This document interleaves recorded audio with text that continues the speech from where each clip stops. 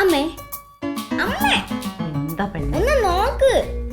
എന്താ അമ്മയ്ക്ക് എന്നെ എന്നാക്കാണ് ഇഷ്ടം വലുതാകുമ്പോ? നീ ഒന്നും ആവണ്ട, നിന്നെ ഞാൻ കെട്ടിച്ചു വിടാൻ പോവാ എന്ന്? അടുത്ത ആഴ്ച. അയ്യോ എനിക്കിപ്പോഴൊന്നും കല്യാണം വേണ്ട. ഈയെടാ, നിന്നെ 35 വയസ്സിലേ കെട്ടിച്ചിടുള്ളൂ, അതോർത്തിരിക്കണ്ട കേട്ടാ. 35 വയസ്സോ? അപ്പൊ ഞാൻ കളവിയാവും. എടിക്കേ മത്തി, നീ കൊള്ളാലാള്. ഇല്ല. അല്ല ക്ലീറ്റോ, കേട്ടോ ക്ലീറ്റോനെ മോള് പറയണത്.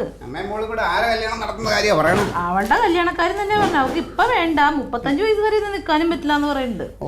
നാളെ ഒന്നും വേണ്ട, ഒരു 25 26 പുത്ത് ഞാൻ പഠിക്കാൻ വിട്ടാ പഠിച്ചോളാം, അവള് കല്യാണം. അല്ല ചെറുക്കന്മാരെ കണ്ടു വെച്ചിട്ടുണ്ടോ നീ? എനിക്കങ്ങനെ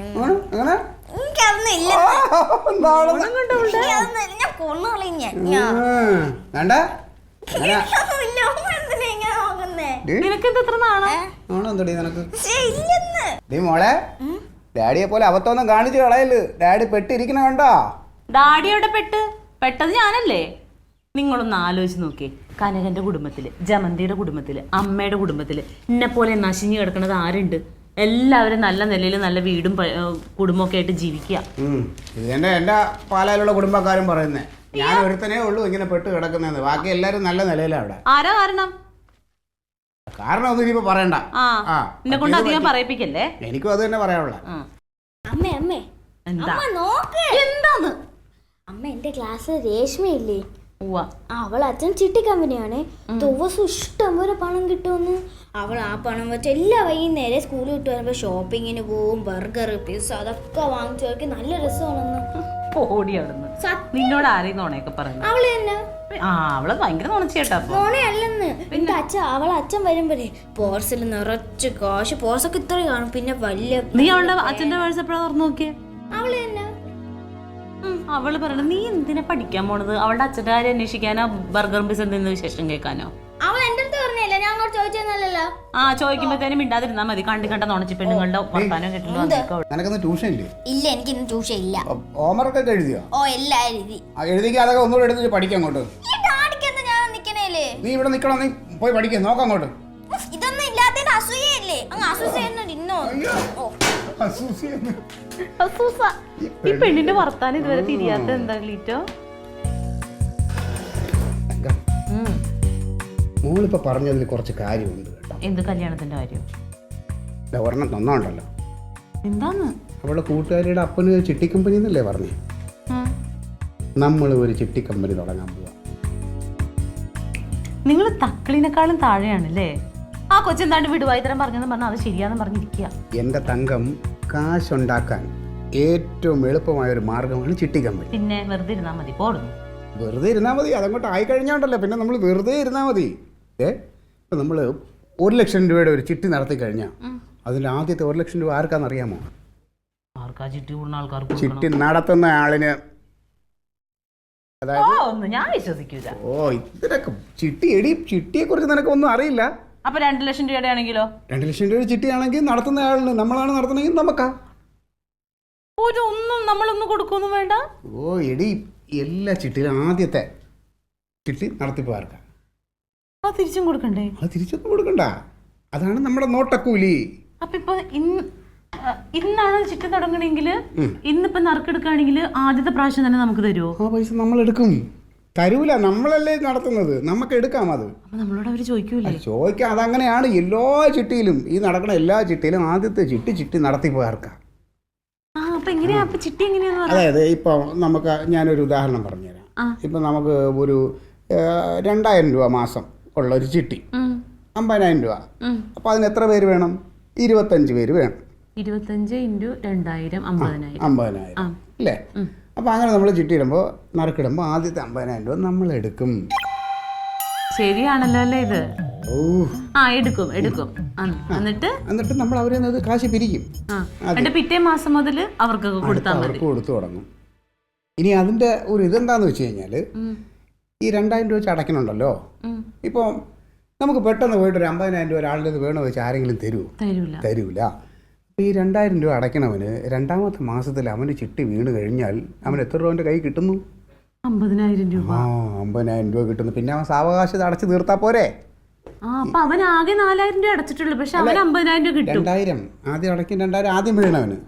അപ്പൊ രണ്ടാമത് വീണവനാണെങ്കിൽ അവൻ 4,000 രൂപ അടയ്ക്കുമ്പോൾ അവൻ 50,000 രൂപ കിട്ടും. 50,000 രൂപ കിട്ടും. അപ്പൊ ആദ്യം കിട്ടുന്നവർ ഭാഗ്യവാന്മാർ, അത് അവരുടെ ഭാഗ്യം പോലെ ഇരിക്കും.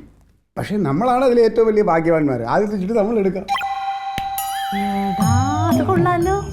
അപ്പൊ അവള് പറഞ്ഞത് ശരിയായിരിക്കൂലേ? പിന്നെ അവരൊക്കെ വലിയ വലിയ ചുറ്റി നടത്തുന്ന ടീമായിരിക്കും. 10 ലക്ഷത്തിന്റെയും 25 ലക്ഷത്തിന്റെയും നടത്തുന്നത്. നമുക്കിപ്പോ ആദ്യം ഒരു ചെറിയ ചിട്ടി തുടങ്ങാം. ചെറുതെന്ന് പറഞ്ഞാ നമുക്കൊരു 2,000 രൂപയുടെ ചിട്ടി തുടങ്ങാം. 2,000 രൂപ വെച്ച് മാസം അതിലൊക്കെ തുടങ്ങാം. അതാകുമ്പോൾ ആൾക്കാരിൽ പെട്ടെന്ന് എടുക്കാൻ ബുദ്ധിമുട്ടുണ്ടാവില്ല. പക്ഷെ ഒരു കാര്യം, എനിക്ക് തോന്നുന്നത് നമുക്കിത് പെണ്ണുങ്ങളെ ചുറ്റിപ്പറ്റി ചെയ്യണമായിരിക്കും നല്ലത്. ഈ ഭർത്താക്കന്മാരെ അറിയാതെ നിന്റെ അയൽക്കൂട്ടത്തിലെ പെണ്ണുങ്ങളൊക്കെ പൈസ സ്വരൂപിക്കുന്ന ആൾക്കാരുണ്ടല്ലോ, അവരെ പിടിക്കുക. അത് നീ വിചാരിച്ചാൽ നടക്കുമല്ലോ? നടക്കും. പക്ഷെ വേറൊരു കുഴപ്പമുണ്ടല്ലോ ഡി. എന്താ?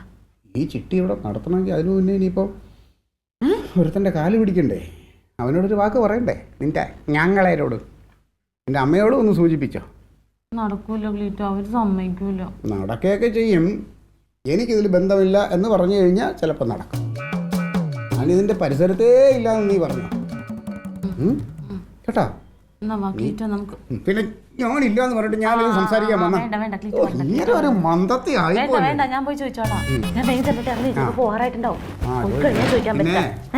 നിന്റെ തള്ളയുണ്ടല്ലോ, അവരോടുകൂടെ ഒന്ന് പറഞ്ഞേരാ ഇങ്ങനെ കിളവിക്കിനെ അത് മതി വെള്ളം ഉണ്ടാക്കാൻ. കനക, ഇവനിത് കനകോ, എടാ നീ വരണണ്ട, സമയം വൈകിന്ന്. കനക, എന്തിനാ എങ്ങനെ കിടന്ന് വാ തുറക്കണ്? നീ ഇത് എന്തെടുത്തിരിക്ക വരണണ്ടാ? ദേ വരികയില്ലേ. അമ്മായി പോയി ഇങ്ങോട്ട് വരണണ്ടാ നീ. പോവാണോ? ആ അതിറങ്ങണ. ഒരു മിനിറ്റ്. എന്തേ തിരക്കാണോ? പോവാ നിക്കണെന്ന്. വൈകില്ലല്ലോ. നീ കാര്യം പറ. എന്താണ്? ഞാനൊരു കാര്യം പറയാൻ വേണ്ടി വന്നതാ. എന്താന്ന് പറയേ. വേഗം പറയുന്ന പോണം. എനിക്കേ ഈ തയ്യലും കൊണ്ട് മാത്രം ജീവിക്കാൻ പറ്റണില്ലടാ. അതല്ല, ഞാൻ പറയട്ടെ, പറയാൻ വന്നത് അതല്ല. ഞാൻ ഒരു ബിസിനസ് തുടങ്ങിയാലോ എന്ന് ആലോചിക്കൊരു. നീ ചാടി കയറി ചിരിക്കല്ലേ, ഞാൻ പറയണ മുഴുവൻ കേക്ക്. ഒരു ചിട്ടി തുടങ്ങി എങ്ങനെ ഉണ്ടാവും? എന്ത് ചിട്ടി? നല്ല അഭിപ്രായമായിരിക്കൂലേ? ഗംഭീര അഭിപ്രായമായിരിക്കും. നല്ല അഭിപ്രായമായിരിക്കും. ഒന്ന് പറയടാ.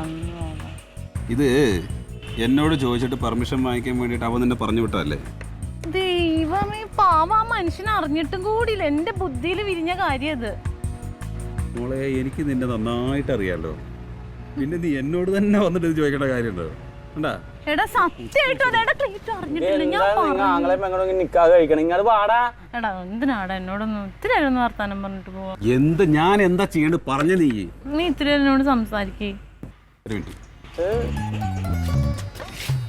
എന്താ പറഞ്ഞ നീ? അമ്മേനെ വിളിക്കേ. കൊറേ നേരമായില്ലേ ഇതുവരെ പോയില്ലേ? ഇവിടെ എന്തൊക്കെയാ പറയണത് കേട്ടോ. ഞാനേ, അമ്മ ശ്രദ്ധിച്ചു കേൾക്കണം കേട്ടോ. ഞാനൊരു ചിട്ടി തുടങ്ങാൻ തീരുമാനിച്ചേക്കാണ്. അതായത് എന്റെ കുടുംബശ്രീയിലുള്ള പെണ്ണുങ്ങളോടൊക്കെ ഞാൻ ചോദിച്ചു അതിനെപ്പറ്റി ഇന്നലെ. അപ്പൊ അവർക്കൊക്കെ എന്നെ ഭയങ്കര വിശ്വാസവുമാണ് എന്റെ കൂടെ ചേരാന്നും പറഞ്ഞു. അതെ, കുടുംബശ്രീക്കാർക്ക് ചിട്ടിയൊന്നും ഇല്ലേ അവിടെ? കുടുംബശ്രീ ചിട്ടി കാണുമല്ലോ സാധാരണ.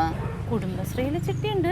ഞാനൊരു കാര്യം പറയട്ടെ, നാട്ടുകാരുടെ കയ്യിൽ നിന്ന് പൈസ വാങ്ങിക്കുന്ന പരിപാടിയാണ് ഇത്. കൃത്യമായിട്ട് ആ നറുക്കെടുത്തിട്ട് അവർക്ക് ആ പൈസ കൊടുക്കാൻ പറ്റിയില്ലെങ്കിൽ പിന്നെ ഭയങ്കര പ്രശ്നങ്ങളായിരിക്കും. ഇവിടെ എങ്ങനെ കൃത്യമായിട്ട് ഞാൻ കൊടുക്കാതിരിക്കണ? എങ്ങനെ? അവരുടെ പൈസ അല്ലേ, ഞാൻ കൊടുക്കൂലേ? എടാ ഒരു മിനിറ്റ്. നിന്റെ ക്ലീറ്റോയില്ലേ പുറത്ത്? എനിക്ക് അവനെ വിശ്വാസമില്ല, അതാണ്.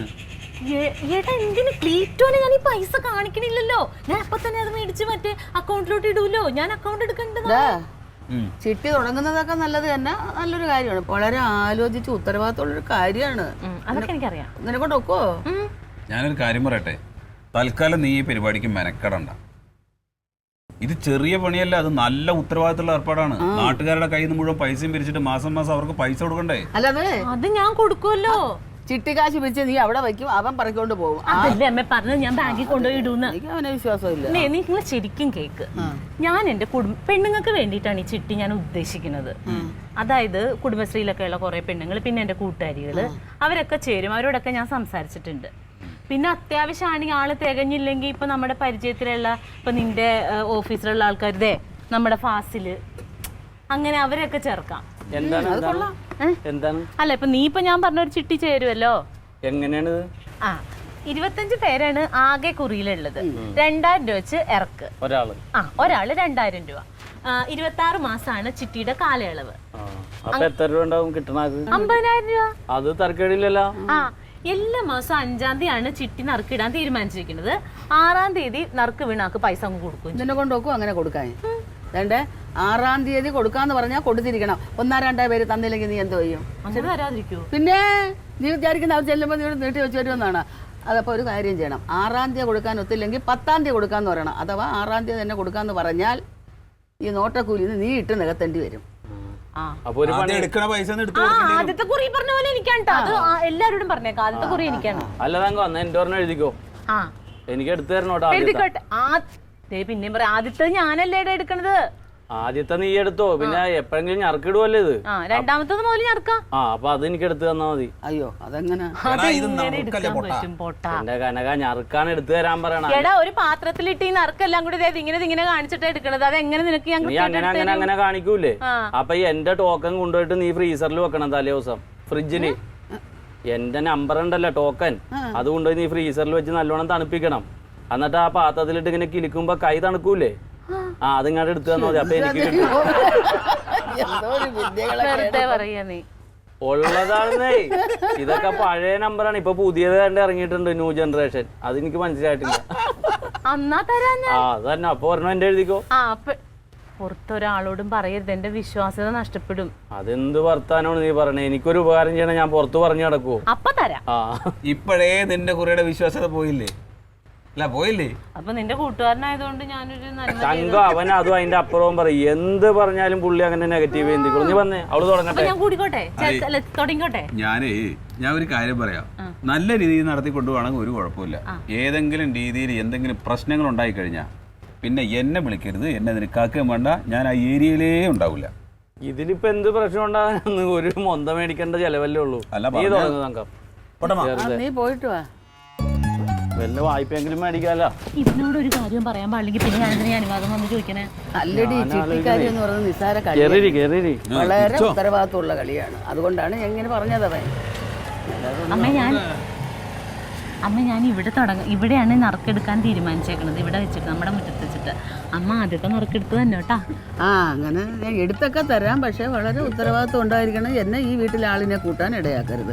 ചിട്ടി നല്ലത് തന്നെയാണ്. ഇതെന്താ എല്ലാവരും ഇങ്ങനെ മുടക്ക് പറയണേ? മുടക്കല്ല പറഞ്ഞത്, ചിട്ടി നല്ലതാണെന്നല്ലേ പറഞ്ഞത്. ചിട്ടി തുടങ്ങിക്കോ നീ.